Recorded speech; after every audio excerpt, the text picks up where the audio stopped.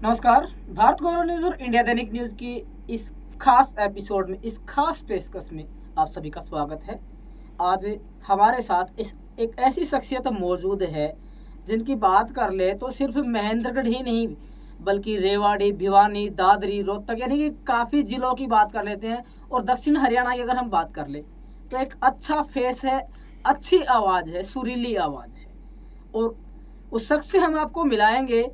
और आज इनसे हम मिलने के लिए पहुंचे हैं तो एक विशेष मुद्दे को लेकर पहुंचे हैं जिससे आप सभी दर्शक भी अच्छे तरीके से वाकिफ़ होंगे। जी हाँ, बिल्कुल हम बात कर रहे हैं जो मासूम शर्मा और गजेंद्र फोगाट के बीच जो विवाद चल रहा है उसको लेकर के आज इनके साथ डिस्कस करने के लिए एक कलाकार के नाते इनकी क्या राय है इसके बारे में भी हम बातचीत करेंगे। और आपको बता दें, इस मामले ने ऐसा तूल पकड़ा जिसके चलते कहा तो यही जा रहा है, हालांकि कुछ लोग इसको अफवाह बता रहे हैं, कुछ लोग इसको वाकई जो है मासूम के प्रति अपनी जो सिंपैथी है वो दिखा रहे हैं। अब इसका सच क्या है, ये असल में एक कलाकार के मन की बात, एक कलाकार की असल सच्चाई, एक कलाकार की असल असलियत। और कहते हैं कि असल मायने में किसी कलाकार के मन को पढ़ना वो एक कलाकार ही कर सकता है। इसमें कलाकारी की बात छोड़ दे तो किसी भी फील्ड से जुड़ा हुआ स्पेसिफिक पर्सन उस बात को एक आम जनता से, ऑडियंस से बेहतर समझ सकता है। तो चलिए अपने आज के सबसे खास मेहमान मिस्टर सोनू ठाकुर, जो कि सिंगर हैं, गांव गुजरवास से हैं, अटेली हल्के में इनका गांव आता है, बातचीत करते हैं। सोनू जी, आपका इस खास एपिसोड में स्वागत है। राम राम जी, धन्यवाद आपका, आप यहाँ पहुँचे। बताइए। जैसा कि दर्शकों को हम बता चुके हैं और ये मामला चल भी रहा है, आपके भी नॉलेज में है, जिस तरह से गजेंद्र फोगाट और मासूम शर्मा के बीच जो विवाद चल रहा है। सबसे पहले एक कलाकार के नाते किस तरह से देखते हैं आप इस विवाद को और क्या कुछ आपकी प्रतिक्रिया रहेगी इसमें? देखो, हमारी जो इंडस्ट्री है ये अभी एक ऐसे लेवल पे पहुंच रही है, धीरे धीरे उठ रही है। और इस उठती हुई इंडस्ट्री में हर आर्टिस्ट अपने आप को इस इंडस्ट्री में जमाना चाहता है जी। और उस इंडस्ट्री में जमने के लिए ना हर आर्टिस्ट अपने अपने अलग अलग तरीके, अलग अलग पैंतरे, कोई कला के माध्यम से, कोई कंट्रोवर्सी के माध्यम से, कोई अलग, सबके अलग अलग तरीके हैं।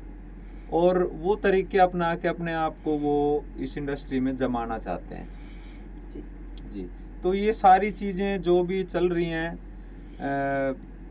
कंट्रोवर्सियाँ पहले भी काफ़ी आई, काफ़ी कलाकारों के बीच में हुई। और अब ये जो गजेंद्र फोगाट और मासूम शर्मा की चल रही है, तो इस पे एक स्पेसिफिक मैं यही कहना चाहूँगा कि भाई अगर बदमाशी के गानों को लेके सरकार एक्शन में है जी तो बहुत अच्छी बात है जी। हम बिल्कुल सरकार के साथ हैं।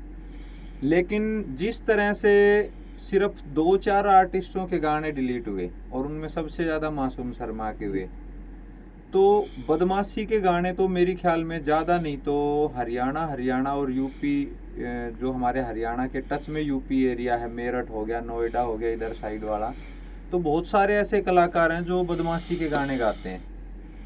बहुत सारे कलाकार हैं, उनके हिट भी हैं गाने जी। तो बदमाशी के गाने सभी के बैन करने चाहिए, किसी एक को टारगेट मत करो फिर। जी। आप भी इस क्षेत्र से जुड़े हुए हैं, लेकिन शायद ही कभी किसी ने देखा हो कि भाई सोनू ठाकुर ने यंगस्टर्स के लिए या फिर मान लो सोसाइटी के लिए कभी कुछ ऐसा कहा हो जो यानी कि एंटी सोशल सा लगे। और एक हमारा सबसे अहम सवाल आपसे ये भी रहेगा कि एक तो आज के युवा है वो लगातार डिस्ट्रैक्ट होते जा रहे हैं, और दूसरी तरफ अगर हम बातचीत कर ले तो कितना रोल मानते हैं इस तरह के जो गुंडालिज्म के जो गाने होते हैं, गन कल्चर के जो गाने होते हैं, उन्होंने किस हद तक जो इम्पैक्ट है वो यंगस्टर्स की थिंकिंग पर डाला है, कितना कुछ योगदान कह सकते हैं हमें। देखो सीधी बात, नो बकवास, यानी कि बिगाड़ने में कलाकारों का जो आज की जनरेशन है उसमें कितना हाथ मानते हैं, क्योंकि जो जैसा सुनता है वो वैसा ही इमेजिन करता है और वैसा ही इमेजिन करके फिर वो कहीं ना कहीं उसको प्रैक्टिकल भी करता है। तो ये एक डायरेक्ट इम्पैक्ट हम कह सकते हैं कि समाज में जो युवा है, यंगस्टर्स हैं, उन पर पड़ रहा है, जिसके चलते बहुत से युवा तो बर्बाद भी हो रहे हैं। क्या राय रहेगी आपकी? देखो, ऐसा कुछ नहीं है बदमाशी के गाने तो ज़्यादा से ज़्यादा 100-150 आर्टिस्ट गाते होंगे। जी उसके उल्टा अगर हम लें भजनों को, जी तो भजन तो मेरे ख्याल से लाखों लोग भजन गाते हैं। जी यूट्यूब पे भी लाखों लोग गा रहे हैं, वैसे भी लाखों लोग गा रहे हैं। हम भी लाइव करते हैं, मैं भी भजनों के भी चैनल चला रहा हूँ, गाने भी कर रहे हैं। तो क्या 100 लोग जितना ये क्राइम हो रहा है, जी। जितना भी क्राइम हो रहा है, तो क्या वो 100-150 आर्टिस्ट जो बदमाशी के गाने गा रहे हैं, क्या सिर्फ उन्हीं के कारण ये क्राइम हो रहा है? जी ऐसा कुछ नहीं है। जो भी गाने बनाए जाते हैं वो एक मनोरंजन के लिए होते हैं, और उसको कोई अपने मतलब दिमाग से उसको ज़्यादा फील करे तो ये फील करने वाली चीज़ें नहीं होती। हम तो सब चीज़ें उसमें नकली यूज़ करते हैं, गन भी नकली होती है, मार काट भी नकली होती है, उसमें कुछ रियल में है ही नहीं। तो रियल लाइफ और रियल लाइफ ये दोनों अलग अलग हैं। आप आर्टिस्टों की रियल लाइफ को देख के उसको अपने रियल लाइफ में मत उतारो। जी। वो एक मनोरंजन के लिए है, बस इंटरटेनमेंट के लिए, और कुछ नहीं है वो।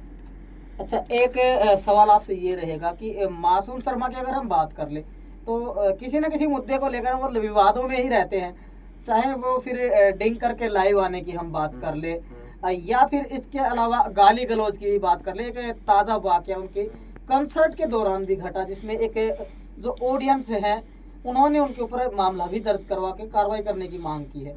क्या कुछ कहेंगे, क्या एक कलाकार को शोभा देता है कि भाई वल्गर लैंग्वेज यूज करना, वो भी बिल्कुल पब्लिक के बीच में कंसर्ट के दौरान, कितना कुछ सही मानते हैं? क्या कुछ आपका जो इंटररिएक्शन है वो इसमें है?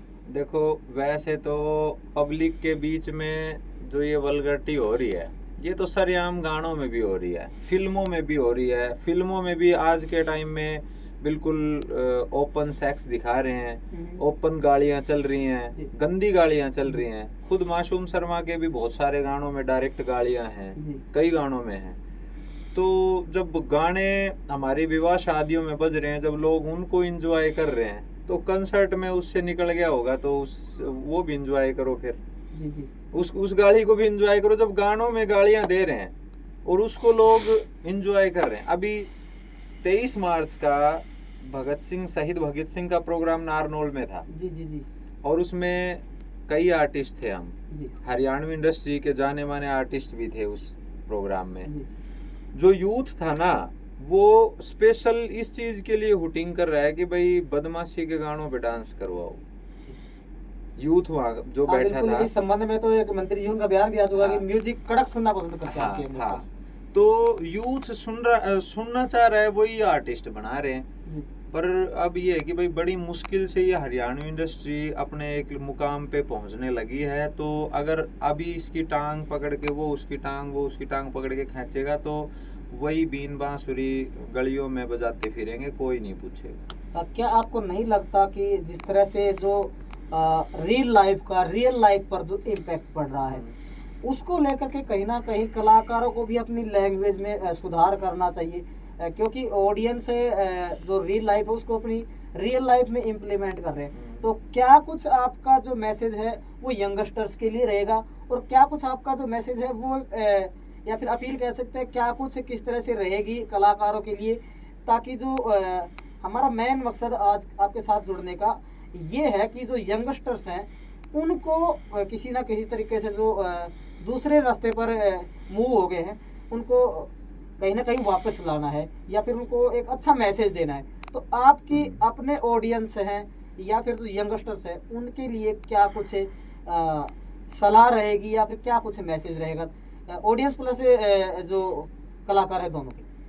देखो, ऑडियंस के लिए तो मैं ये कहना चाहूँगा कि कोई भी आर्टिस्ट को आप जिसको लाइक करते हैं, किसी को भी सुनते हैं, हरियाणा पंजाब, तो मैं पहले भी बता चुका हूँ कि रियल लाइफ और रियल लाइफ में फ़र्क है भाई, बहुत ज़्यादा, दिन रात का अंतर है।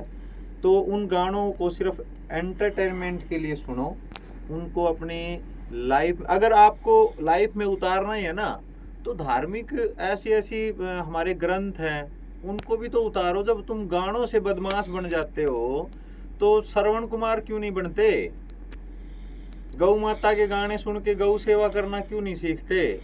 माँ बाप के प्रति आपकी संवेदनाएं क्यों मर जाती हैं? अभी पीछे हिसार के पास किसी गांव में माँ बाप को जो ड्रिल मशीन होती है, ड्रिल मशीन से मार दिया, बताओ। तो आप माँ बाप के प्रति भी सोचो, और जो इतने अच्छे अच्छे ग्रंथ हैं उनको पढ़ो, उनसे भी कुछ लो। गानों से तुम बदमाशी सीख जाते हो, हम भजन गाते हैं, भजनों से तुम कुछ नहीं सीखते, ना सेवा करनी सीखते, ना माता पिता के लिए कोई आप बात मानते, ना बड़े बुजुर्गों का सम्मान जानते। तो जब गानों से इतनी चीज सीख रहे हो तो भाई यूट्यूब पे तो रामायण, महाभारत, हमारे वेद, कृष्ण लीला, राम लीला, सारी चीजें तो यूट्यूब पे पड़ी हैं। कोरोना में तो चली रामलीला है, तो कितने लोगों ने वो राम के आदर्शों पे चलने की कोशिश करी। ये तो आपका ऑडियंस के लिए रहेगा ना, तो कलाकारों के लिए क्या रहेगा? कलाकारों के लिए ये है कि भाई देखो, कुछ चीजें आने वाले समय में, आज हमारे बच्चे छोटे हैं, कोई बात नहीं, जब वो बड़े भी होंगे तो उस समय ऐसा कुछ मत गाओ कि भाई उस समय हम उनकी नज़रों से नज़र ना मिला सकें, उनको ये लगे कि यार हमारा बाप क्या गा के चला गया, मतलब शर्मिंदगी महसूस ना हो। तो जो भी आप आगे कोशिश करें कि भाई कुछ अच्छा गाने की कोशिश करें। वैसे तो क्या होता है कि कोई भी आर्टिस्ट जब कुछ ज़्यादा ज्ञान की बात निकाल देता है ना यूट्यूब पे या कोई गाना, तो उसको उतना रिस्पॉन्स पब्लिकली भी नहीं मिलता। तो आर्टिस्ट की भी मजबूरी हो जाती है, कलाकारों की भी ये मजबूरी हो जाती है कि भाई वो कुछ इस तरीके की चीज़ें, क्योंकि सर्वाइव तो उसको भी करना है मार्केट में। तो मतलब ये तो सर्वाइव करने का कोई तरीका नहीं हुआ ना कि भाई ठीक है गुंडालिज्म का जैसे भी सहारा लेके जो यंगस्टर्स है उनको आप गुंडालिज्म की तरफ धकेल दे। ये तो फिर अपने अपने पेट पर हाथ फेरने जैसा हो गया। देखो जैसा आपने अभी कहा, बिल्कुल मैं बता रहा हूँ, सरकार, मैं जब से म्यूजिक करने लगा हूँ, जब से मैं देख रहा हूँ गवर्नमेंट में जो कलाकार लोग बैठे हैं ना, जो गवर्नमेंट को चला रहे हैं कलाकारी के माध्यम से, जो कल्चरल एक्टिविटीज के जो हेड बना के बिठा रखे हैं, चाहे वो हमारे जिले की बात हो, चाहे वो चंडीगढ़ की बात हो, वो लोग ऐसे बैठे हैं जो कलाकारों का उत्थान नहीं कर सकते, क्योंकि वो सिर्फ अपना उत्थान करने में लगे हुए। हमारे जिले में भी ऐसे अधिकारी हैं, जो कल्चरल एक्टिविटीज के जो अधिकारी हैं हमारे जिले में, जो लोक संपर्क विभाग के अधिकारी जो बना के बिठा रखे हैं, उनको वो सिर्फ अपना उत्थान करने में लगे। अगर कलाकारों को गवर्नमेंट थोड़ा सा प्रोत्साहन दे, कलाकारों का कुछ अच्छी चीज़ें गाने पे उनका मान सम्मान करे, कुछ गवर्नमेंट से सहायता मिले, तो मेरे ख्याल से कलाकार इतना मजबूर भी नहीं है कि वो गंदी चीज़ें गा के अपना गुजारा करे, अच्छी चीज़ें भी गा के गुजारा कर सकते हैं। इस सारे विवाद के बाद एक अंतिम प्रश्न रहेगा। इस सारे विवाद के बाद एक और घटनाक्रम ऐसा हुआ कि गजेंद्र फोगाट जो कि बिना किसी पद पर रहते हुए भी चंडीगढ़ में सरकारी जो उनको आवास मिला हुआ था या ऑफिस जो भी मिला हुआ था, वो भी सरकार ने तुरंत प्रभाव से उसको खाली करवा लिया, जब ये जो डिस्प्यूट है ट्रेंडिंग में है। तो क्या कुछ कहेंगे? देखो, वो जब खट्टर सरकार थी, खट्टर साहब मुख्यमंत्री थे, तब वो ओएसडी थे, और उसके बाद उनका मैंने रॉकी मित्तल का एक इंटरव्यू सुना था, उन्होंने बताया कि भाई इनका कोई लेटर दोबारा ओएसडी का जारी नहीं हुआ था, ठीक है। लेकिन कहीं ना कहीं देखो, मेरे को ये लगता है कि गाने कटवाने में गजेंद्र फोगाट का कोई रोल इसमें मुझे लगता नहीं है। लेकिन मासूम शर्मा तो डायरेक्ट आरोप लगा रहे हैं। देखो, मासूम शर्मा तो डायरेक्ट आरोप लगा रहे हैं। आरोप तो देखो कोई किसी पे भी लगा सकता है। मैं भी मासूम शर्मा पे लगा दूं कि भाई ये तो टीआरपी पाने के लिए सारा इस सिस्टम रच रहा है। आरोप लगाने से नहीं होता, उन आरोपों को या तो मासूम शर्मा ही सिद्ध करे। अगर गजेंद्र, ये देख लो मेरे पास ये प्रूफ है भाई, गजेंद्र फोगाट ने करवाए, ठीक है।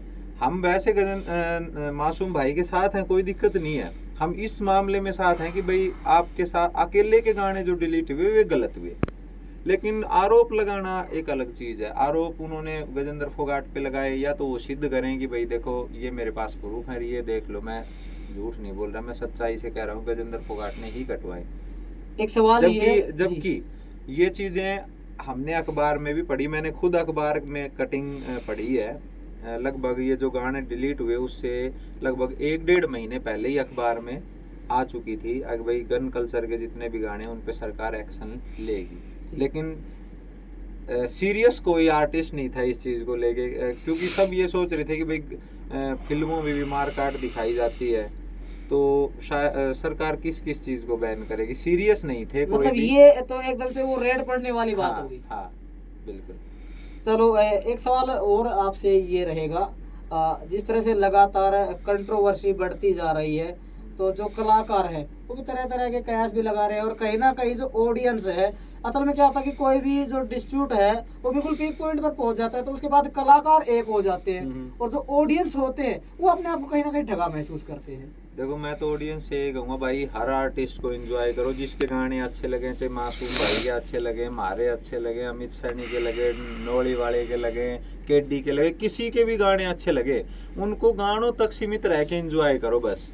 ज़्यादा उसके लिए इमोशनल मत हो कि भाई किसी आर्टिस्ट के लिए, चाहे कोई भी हो, आप जिसको भी लाइक करते हैं उसको अच्छे से सुने, लेकिन रियल लाइफ तक रहें, रियल लाइफ में उसको ना घुसेड़ें। एक सवाल और, जिस तरह से हमने बातचीत की, लेकिन वो जो मेन कंक्लूजन था वो निकलकर सामने नहीं आया कि भाई सिर्फ मासूम शर्मा को टारगेट क्यों किया गया, क्योंकि बदमाशी के गाने तो केडी ने भी गाए हैं, बदमाशी के गाने तो न्योली वाला ने भी गाए हैं, बदमाशी के गाने तो कह सकते हैं कि बिल्कुल इक्विवेलेंट जितने मासूम ने गाए हैं उतने ही लगभग अमित सैनी रोहतकिया ने भी गाए हैं, तो सिर्फ मासूम शर्मा को ही क्यों टारगेट किया गया, इसके बारे में यही असल में आपके पास आने का मकसद भी था।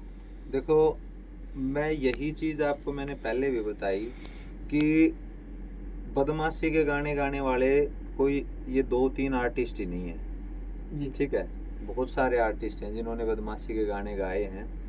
तो ये चीज़ जब ये चीज़ हमें पता लगे कि भाई मासूम के इतने गाने डिलीट हो गए, बाकी के 1-2, तो अमित सैनी रोहतकिया ने भी बहुत बदमाशी के गाने गाए।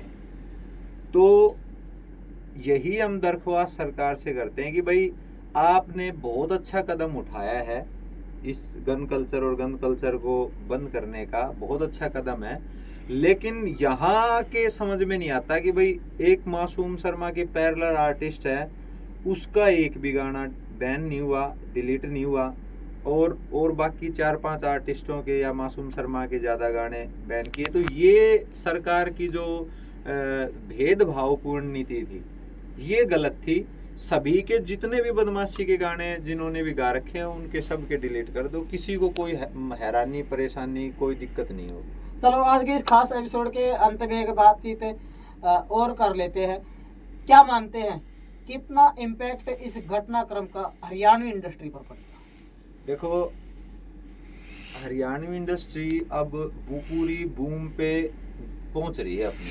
हाँ, ये बूम भी काफी पॉपुलर हुआ था। हाँ, पूरा मतलब अब पहले क्या था कि हमारे जितने भी युवा थे वो सब पंजाबी गाने सुनते थे, नाचते थे पंजाबी गानों पे।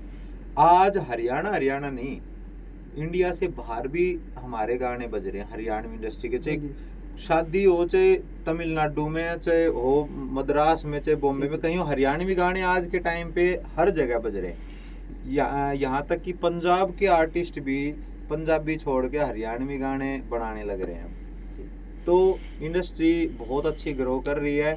बस यही मैं गुजारिश करूंगा कि सभी कलाकार भाई इस इंडस्ट्री को जितनी अच्छे से ग्रो कर रही है इसको और थोड़ा सा अच्छे लेवल पे लेके जाएं, ताकि वो कहावत और ज़्यादा सच हो जाए कि भाई बात जाएगा तो हरियाणा बात जाएगा, नहीं तो जूत बात जाएगा। हाँ जी। तो भी हमारे साथ मौजूद रहे हमारे खास मेहमान के रूप में मिस्टर सोनू सिंगर, जो कि गुजरवास गांव से हैं, और अगर इनके बारे में बातचीत करें तो धार्मिक भजन है वो ही ये ज़्यादा गाते हैं, और इनकी आवाज़ भी काफ़ी अच्छी है। और पीछे आप सेटअप देख पा रहे हैं, स्टूडियो भी इन्होंने बनाया हुआ है।